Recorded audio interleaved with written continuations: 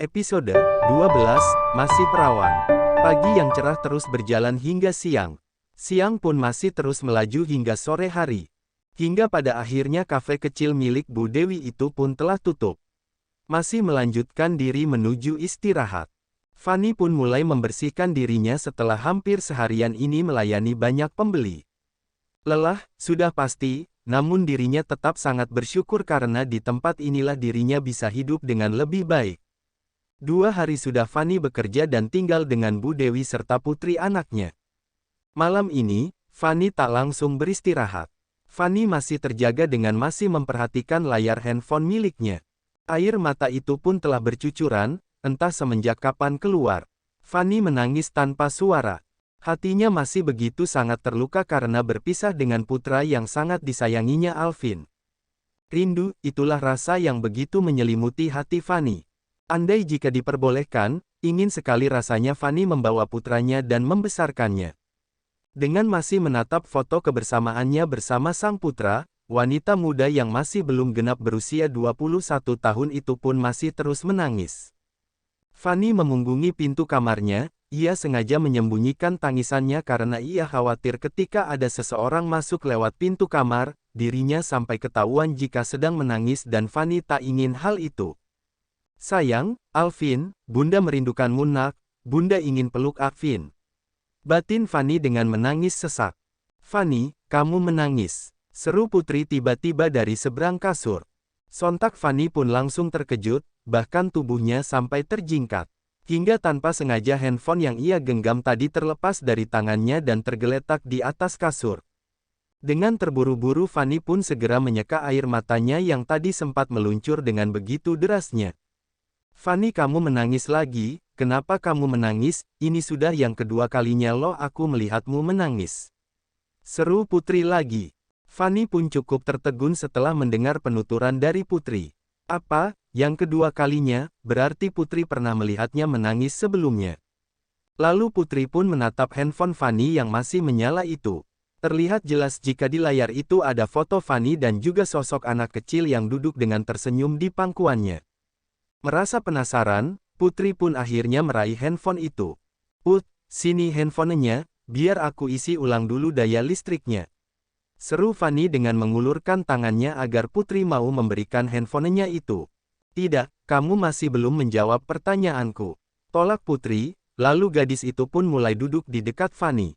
Fanny, sebenarnya ada apa sih, kenapa kamu menangis lagi? Dan anak kecil di foto ini siapa? Dan terlihat sangat lucu dan tampan, apa anak kecil ini adikmu?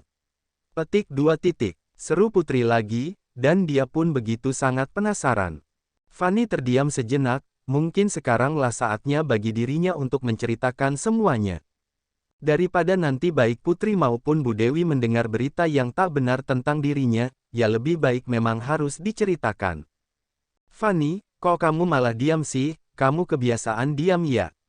Petik 2 titik, seru putri lagi. Anak kecil di foto itu adalah putraku Put. Sahut Fanny pada akhirnya. Apa? Pekik putri, putri begitu sangat terkejut setelah mendengar sahutan dari Fanny. Jadi, anak kecil yang sedang dipangku dalam foto itu adalah anak Fanny. Jadi, Fanny sudah menikah. Putri benar-benar tak habis pikir. Jadi perempuan yang sudah 2 hari ini menjadi temannya telah bersuami dan bahkan sudah memiliki seorang anak. Tapi, mengapa Fanny tak terlihat seperti perempuan yang telah bersuami apalagi sudah memiliki anak? Sebenarnya siapa yang terlihat aneh, Fanny yang memang tak nampak seperti wanita yang telah menikah, atau dirinya lah yang memang tak bisa mengenali jika perempuan yang ada di depannya ini telah bersuami? Karena Fanny pun tak nampak seperti seorang ibu, lihat Put, aku sudah memiliki anak, dan foto anak kecil yang duduk tersenyum di pangkuanku itu adalah anakku, dia putraku. Jelas Fanny. Tapi Fanny, bagaimana bisa, kamu sudah menikah, dan kamu bekerja di sini, jadi maksudnya kamu merantau begitu ke kota. Dan anak kamu tinggal berdua dengan suami kamu. Petik 2 titik, tanya putri lagi yang masih merasa begitu penasaran. Fanny pun hanya tersenyum mendengar pertanyaan dari putri yang ternyata begitu penasaran ini. Aku dan suamiku sudah bercerai Put. Sahut Fanny. Apa? Pekik putri lagi, Lia, kami sudah bercerai, dan kami sudah memilih jalan hidup kami masing-masing. Sahut Fanny lagi. Lalu Fanny pun terus menceritakan kisah hidupnya itu dari semenjak dirinya lulus dari sekolah menengah atas yang harus tak jadi kuliah karena kedua orang tuanya telah menjodohkannya dengan seseorang. Fanny menceritakan semuanya tanpa ada satupun yang ia kurangi ataupun ia lebihkan. Hingga di mana akhir dari ceritanya itu mengharuskannya untuk pergi merantau keluar kota dan menjauh dari keluarganya sendiri hanya demi menjaga nama baik keluarganya. Putri yang mendengar kisah lengkap kehidupan Fanny dari semenjak lulus sekolah menengah atas itu, hingga dirinya berada di kota ini begitu sangat terkejut, sedih, tak tega, serta merasa terharu. Bagaimana tidak, Fanny yang di usianya yang masih tergolong begitu sangat muda, sudah menghadapi ujian kehidupan yang begitu memilukan. Ya Allah, Fanny, jadi, kamu mengalami semua itu. Petik 2. Lirih Putri dengan sedih, Lia, tapi tak apa, aku sudah ikhlas menjalani semuanya kok, dan aku percaya, di balik ujian yang Tuhan berikan untukku. Pasti itu semua Tuhan berikan agar aku menjadi manusia yang kuat dan lebih baik lagi. Sahut Fanny dengan tersenyum seolah dirinya benar-benar telah ikhlas atas kehidupan pahit yang pernah dialaminya. Berarti, kamu masih perawan dong. Sahut Putri lagi, Fanny pun hanya menyahutnya dengan anggukan dan senyuman. Ya Allah, aku benar-benar tak menyangka jika ternyata kamu masih perawan, itu artinya janda hanyalah statusmu. Sahut Putri lagi. Ya seperti itulah. Sahut Fanny, kalau ada laki yang memandang kamu sebelah mata hanya karena kamu berstatus seorang janda. Apalagi sampai dia menolak rugi laki itu, memangnya, apa yang salah dengan status janda? Sahut Putri lagi. Sudah, kok malah itu sih yang bahas yang lain sajalah. Putus. Fanny pada akhirnya, agar sang teman tak lagi membahas tentang status. Fanny, petik 2. Seru Putri lagi. Lia, sahut Fanny, kamu tadi mengatakan tak bisa kuliah karena perjodohan, bagaimana kalau kamu kuliah saja tahun ini? Ujar Putri tiba-tiba. Fanny terdiam sejenak. Jujur saja, sebenarnya dirinya sangat ingin melanjutkan pendidikannya, namun dirinya masih tak memiliki biaya yang cukup untuk kuliah. Meminta pada sang papa pun juga tak mungkin, karena setelah 3 bulan yang akan datang, papanya tak akan lagi mengiriminya uang, dan itu artinya dirinya memang harus mandiri dan bekerja sendiri untuk bisa mendapatkan uang agar bisa bertahan hidup. Fanny, kok kamu malah diam sih? Sahut Putri. Sebenarnya aku ingin kuliah, tapi mungkin tidak untuk setahun atau 2 tahun ke depan ini. Karena aku masih belum memiliki biaya yang cukup untuk kuliah, dan jalan satu-satunya ya aku harus bekerja dan menabung dari uang hasil pekerjaanku, dan paling tidak, itu selama 2 tahun. Sahut Fanny jujur. Aduh Fanny, masalah biaya itu jangan terlalu dipikirkan, insya Allah, rezeki itu tidak akan sulit dicari selama kita mau berusaha kok, kenapa harus menunggu 2 tahun lagi jika kamu ingin masuk kuliah? Sekarang kan kesempatan untuk mendapatkan beasiswa sangat banyak dan mudah. Sahut Putri. Benarkah, tapi kan aku sudah lulus 3 tahun yang lalu dari bangku SMA, memangnya masih ada beasiswa untuk alumni SMA yang sudah lama lulusnya? Sahut Fanny, karena ia masih tak percaya. Apa salahnya jika mencoba dulu, di kampusku ada beasiswa pintar untuk calon mahasiswa maupun yang sudah jadi mahasiswa kok. Asalkan mereka yang ingin mendapatkan beasiswa itu harus mengikuti serangkaian tes kepintaran dan berhasil mengisi setiap pertanyaan yang diajukan dengan baik dan benar, dan setelah mereka berhasil mendapatkan beasiswa itu, mereka sangat dianjurkan untuk bisa menjaga prestasinya di kampus agar beasiswanya bisa bertahan. Bagaimana, apa kamu mau mengikutinya? Dan, setelah aku perhatikan, kamu anak yang pintar, bahkan sangat pintar. Sahut Putri panjang lebar, agar Fanny paham, lagi Fanny tak langsung menyahut. Lagi-lah masih memikirkan pernyataan temannya ini. Dan setelah dipikir-pikir, sepertinya tak ada salahnya jika dirinya mengikuti tes kepintaran untuk mendapatkan beasiswa, siapa tahu dirinya berhasil. Bagaimana Fanny, apa kamu mau? Dan seminggu lagi loh kesempatan untuk mendapatkan beasiswa ini akan dimulai. Sahut Putri lagi. Lia aku mau Put. Sahut Fanny pada akhirnya. Nah begitu dong, dari tadi dijawabkan enak. Sahut Putri.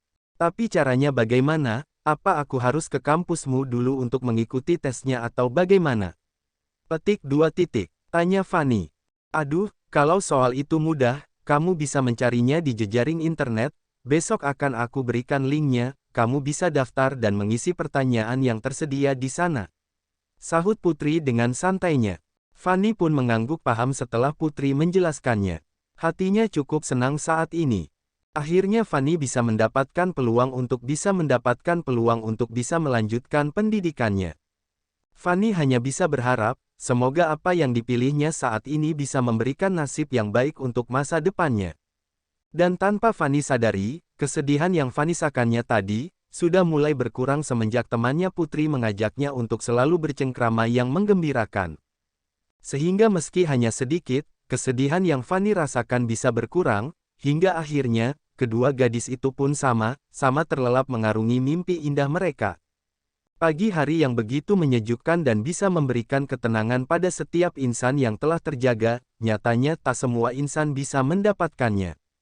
Dan itulah yang terjadi pada kediaman pribadi Dani, ayah dari Alvin. Drama yang begitu menyayat hati ini telah kembali terulang, entah sudah yang keberapa kalinya telah terjadi. Seperti di pagi ini, si kecil Alvin kembali menangis dengan tangisan yang begitu memilukan. Hua hiks hiks, Alvin mau bunda dilahua. Jerit tangis Alvin yang masih meraung ingin bertemu bunda Fanny-nya. Sayang Alvin, tenanglah nak, di sini kan ada ayah sama bunda Diana, jadi Alvin jangan menangis lagi ya. Seru Dani dengan masih setia menggendong tubuh mungil Alvin. Tak mau ayah Alvin mau bunda dilahua. Petik 2 titik. Tangis Alvin masih tetap pada keinginannya. Alvin masih terus menangis, bahkan suara dari bocah kecil itu pun sampai terdengar serak.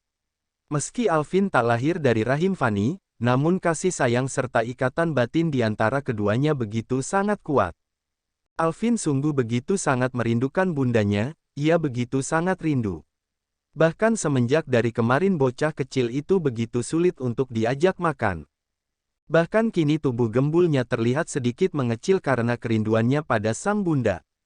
Sungguh malang nasib Alvin, seorang anak kecil yang begitu menyayangi dan membutuhkan kasih sayang dari seorang bunda yang selama ini telah merawat dan membesarkannya. Harus merasakan kerinduan serta kepahitan karena tak dapat melihat sosok yang selama ini menjadi ibu baginya. Sementara Diana, ibu kandung dari Alvin sendiri merasa tak sanggup dengan situasi ini. Lantas sanggup melihat putranya yang terus menangis meraung ingin segera bertemu dengan sosok wanita yang menjadi bunda untuknya. Sementara dirinya yang jelas adalah ibu kandung dari Alvin. Tak bisa membuat Alvin menganggapnya sebagai bunda sama seperti Alvin yang menganggap Fanny sebagai bundanya. Ayah Alvin mau bunda ayah, Alvin mau bunda Dilaa, Hua. Sayang, sabar ya nak, iya kita pasti akan bertemu bunda Fanny, tapi bukan sekarang, bunda Fanny-nya Alvin masih ada pekerjaan di luar kota nak, sabar dulu ya sayang. Sahut Dani lagi yang masih berusaha menenangkan putranya, entah ini sudah yang keberapa kalinya Dani berusaha menenangkan Alvin. Diana hanya diam bak sebuah patung, dirinya tak berani lagi mendekati Alvin lantaran Alvin pernah menolaknya dengan keras akan kepeduliannya. Diana hanya bisa menitikkan air mata kesedihannya karena sang putra yang sampai saat ini masih tak mau menganggap keberadaannya. Alvin, maafkan bunda nak, ini semua salah bunda. Bunda tak masalah jika kamu masih tak mengakui bunda sebagai ibumu, tapi setidaknya janganlah kamu menolak keberadaan bunda nak. Batin Diana menangis, dengan dirinya yang masih menatap Alvin.